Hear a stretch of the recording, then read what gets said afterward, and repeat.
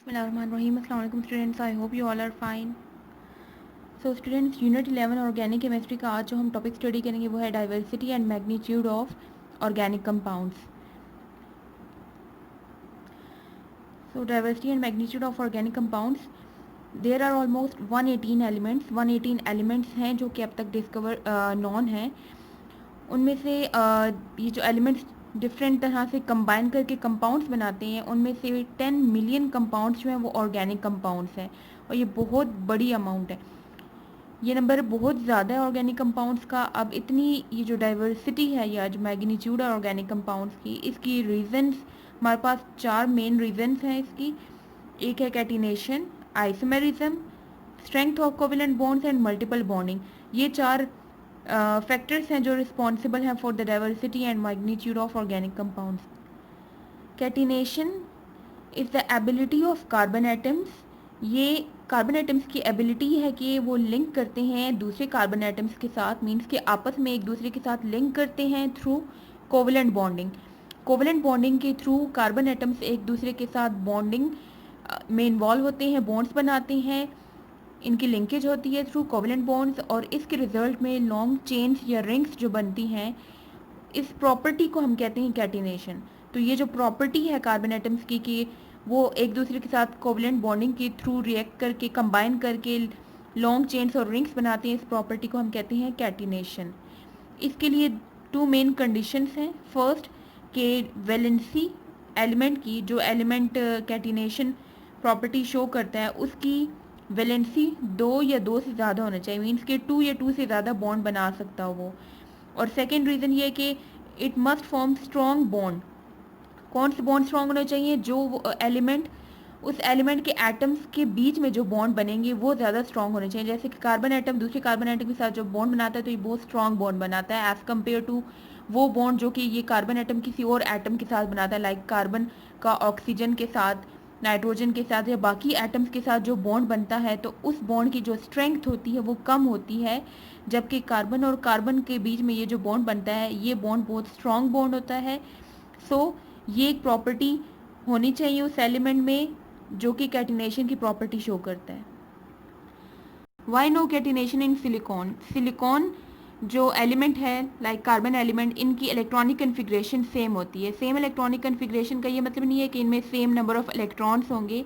Same electronic configuration का मतलब ये होता है कि इनकी वैलेंस इलेक्ट्रॉन जो हैं वो सेम सब शेल में लाई करें, मीन्स के कार्बन की जो इलेक्ट्रॉनिक कन्फिग्रेशन, कार्बन की जो इलेक्ट्रॉनिक कन्फिग्रेशन है उसमें 1s2 फर्स्ट शेल में 2 इलेक्ट्रॉन्स होते हैं और सेकंड शेल में 4 इलेक्ट्रॉन्स हैं. उस सेकंड शेल में से 2s सब शेल में प्रेजेंट होते हैं और 2p सब शेल में प्रेजेंट होते हैं.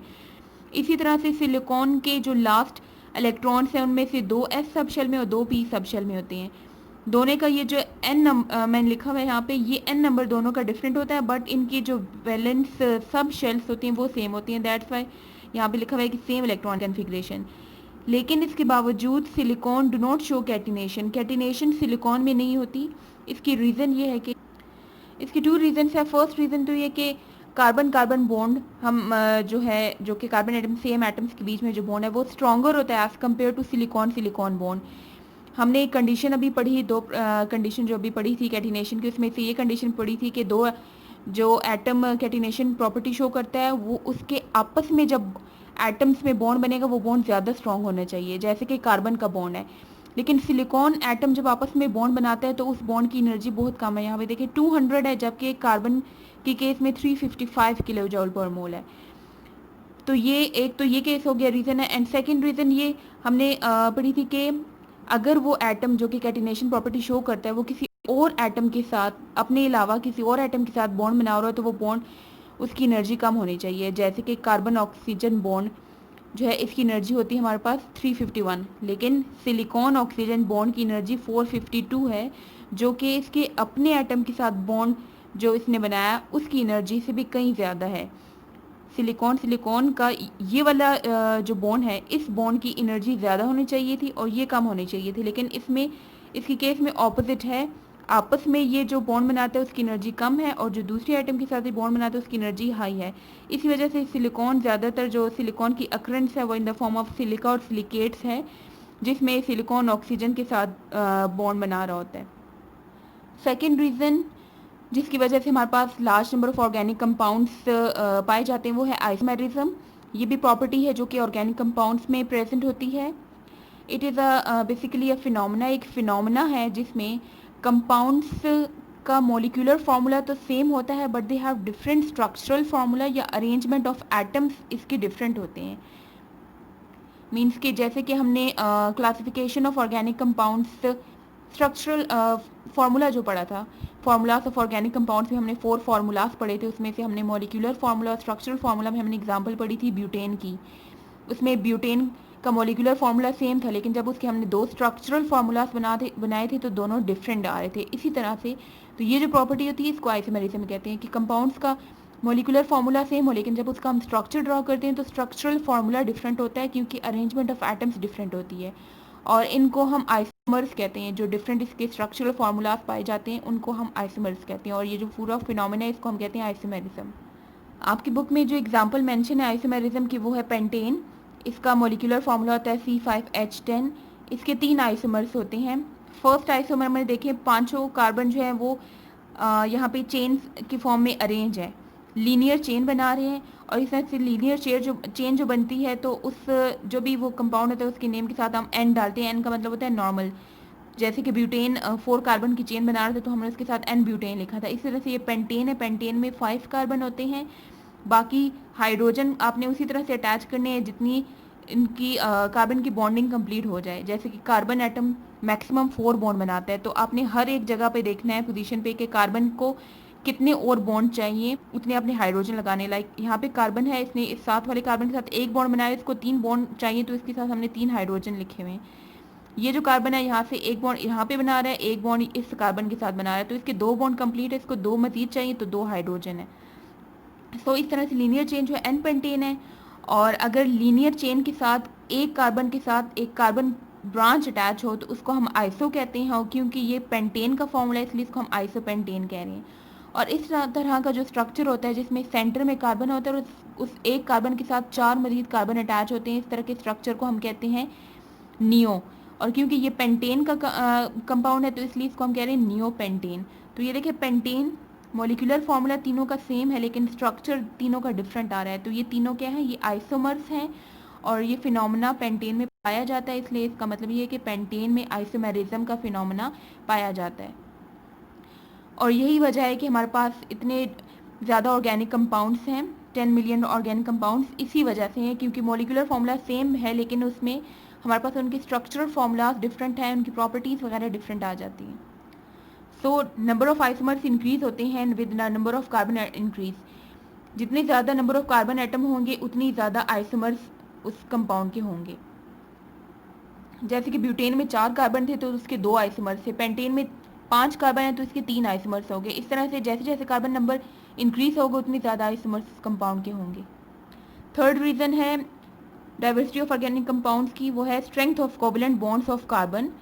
Carbon atom due to small size होता है कार्बन एटम का जिसकी वजह से ये कोवलेंट बॉन्डिंग शो करता है, स्ट्रॉन्ग कोवलेंट बॉन्ड बनाता है with the other atoms like carbon, hydrogen, oxygen, nitrogen और हेलोजेंस। हेलोजेंस कहते हैं 17 group elements like chlorine, fluorine, bromine, iodine, इनको हेलोजेंस कहते हैं।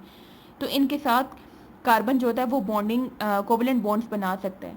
तो ये एक और रीज़न है डाइवर्सिटी ऑफ ऑर्गेनिक कंपाउंड्स की। Fourth reason responsible for the diversity of organic compound वो है मल्टीपल बॉन्डिंग। मीन्स कि एक से ज़्यादा बॉन्ड बनाना, डबल ट्रिपल बॉन्ड बनाना। टू सेटिस्फाई टेट्रा वैलेंसी, हमें पता है कि कार्बन एटम की वैलेंसी 4 है। 4 मीन्स कि वो 4 बॉन्ड बना सकता है, इसलिए इसकी वैलेंसी क्या है, टेट्रा वैलेंसी। टेट्रा का मतलब होता है 4। उस वैलेंसी को सेटिस्फाई करने के लिए कार्बन एटम मल्टीपल बॉन्ड्स बनाता है। Multiple bonds means single bond भी बना सकता है, ट्रिपल बॉन्ड भी बना सकता है, डबल बॉन्ड भी बना सकता है। और ये जो बॉन्डिंग होती है ये इंक्रीज करती है पॉसिबल स्ट्रक्चर्स को। लाइक एग्जांपल हमारे पास यहाँ पे 3 एग्जांपल्स मेंशन है। ये जो एग्जांपल है ये इथेन का फार्मूला है, स्ट्रक्चरल फार्मूला। इसमें देखें दोनों कार्बन एटम्स जो है इनके बीच में सिंगल बॉन्ड है। अब देखें अगेन इस कंपाउंड का नाम है इथाइलिन या इथीन। इसमें जो कार्बन एटम है इनके बीच में डबल बॉन्ड बन रहा है। अब क्योंकि इन दोनों कार्बन एटम के 2 बॉन्ड्स तो सेटिस्फाई है, मजीद इनको 2 बॉन्ड चाहिए तो इनके साथ दोनों कार्बन के साथ 2-2 हाइड्रोजन अटैच कर दिए। यहाँ पे एसिटाइलिन या इसको इथाइन भी कहते हैं, इसमें दोनों कार्बन एटम्स के बीच में ट्रिपल बॉन्ड प्रेजेंट है और एक कार्बन एटम्स के 3 बॉन्ड कंप्लीट है, चौथे की जगह हमने दोनों के साथ एक एक हाइड्रोजन लगा दिया। अब देखें तीनों कंपाउंड्स में जस्ट बॉन्डिंग का डिफरेंस आ रहा है और उसकी वजह से 3 किस्म के हमारे पास कंपाउंड्स आ गए हैं, पॉसिबल कंपाउंड्स, ऑर्गेनिक कंपाउंड्स हैं। तो ये मल्टीपल बॉन्डिंग की वजह से भी डाइवर्सिटी पाई जाती है, इतने सारे ऑर्गेनिक कंपाउंड्स प्रेजेंट हैं। Now take out your books and open page number 58। आज हमने जो टॉपिक पढ़ा है वो है diversity and magnitude of organic compounds. Start में जस्ट जनरल बातें लिखी हुई हैं, रीजंस की हेडिंग आएगी यहाँ पे मेन, और उसके बाद नंबर 1 रीजन है कैटिनेशन। फर्स्ट पैरा में कैटिनेशन की प्रॉपर्टी है और इसकी कैटिनेशन की डेफिनेशन है, सॉरी, और इसकी जो प्रॉपर डेफिनेशन है वो यहाँ से स्टार्ट हो रही है, the ability of carbon atom से लेके यहाँ तक। ये 2 लाइन्स जो है ये है definition of catenation. Then heading आएगी कंडीशंस। कंडीशंस में नंबर 1 नंबर 2 ये 2 कंडीशंस हैं जो हमने स्टडी की, एक वैलेंसी से रिलेटेड और दूसरी बॉन्ड स्ट्रेंथ से रिलेटेड। यहाँ तक हो गया। एंड देन लास्ट पैराग्राफ है इसका, शॉर्ट क्वेश्चन बन सकता है कि why silicon does not show catenation, तो उसमें ये लास्ट पैराग्राफ आएगा।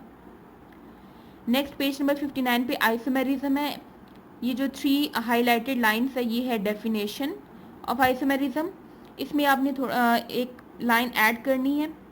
ये कंप्लीट डेफिनेशन लिखने के बाद एंड में आपने लिखना है and this phenomena is called isomerism. यहाँ से यहाँ तक ये डेफिनेशन हो जाएगा आइसोमेरिज्म की। एंड देन एग्जाम्पल की आपने हेडिंग डालनी है, इसमें ये तीनों एग्जाम्पल्स आती हैं। थर्ड हेडिंग है रीजन जो है वो है स्ट्रेंथ ऑफ कोवलेंट बॉन्ड, उसमें ये 3 लाइन आएंगी। एंड देन मल्टीपल बॉन्डिंग, उसमें यहाँ से यहाँ तक लिख के, एंड देन नेक्स्ट 3 लाइन्स यहाँ से एग्जाम्पल आएगी यहाँ तक। ओपन पेज नंबर 79 आपके एक्सरसाइज लॉन्ग क्वेश्चन है, question number 6, why organic compounds are numerous. Organic compounds हमारे पास न्यूमरस क्यों है, मीन्स के इतनी डाइवर्सिटी क्यों है, इतने large number of organic compounds क्यों पाए जाते हैं। तो ये इसका आंसर हमने जो आज टॉपिक पढ़ा उसी से रिलेटेड है। सो इसमें पेज नंबर 58 पे जो मैंने आपको diversity and magnitude of organic compound ये जो क्वेश्चन मार्क करवाया है, जो टॉपिक मार्क करवाया है यहाँ तक, general characteristics of organic compound से पहले यहाँ तक इसका आंसर आपने लिखना है कंप्लीट। सिर्फ आपने ये जो लास्ट पैराग्राफ मैंने आपको मार्क करवाया, why silicon does not show catenation, इसमें ये पैराग्राफ नहीं आएगा, बाकी कंप्लीट टॉपिक आपने लिखना है। ये स्टार्ट से आएगा। कैटिनेशन में आपने कैटिनेशन की ये डेफिनेशन लिखनी है, इसमें 2 कंडीशंस जो हैं ये लिखनी है आपने। एंड देन आपने नेक्स्ट पेज पे जो 3 रीजन्स हैं, आइसोमेरिज्म, इसकी definition, example, then strength of covalent bonds of carbon, उसमें ये 3 लाइंस, मल्टीपल बॉन्डिंग की हेडिंग दे के उसमें यहाँ से यहाँ तक लेके एग्जाम्पल की हेडिंग देनी है आपने, और यहाँ से यहाँ तक। तो ये question number long question number 6 का आंसर है। सो आज का आपका होमवर्क है learn the topic diversity and magnitude of organic compounds on page number 58 to 59. Write and learn exercise long question number 6 on your notebook. See you next time. Allah Hafiz.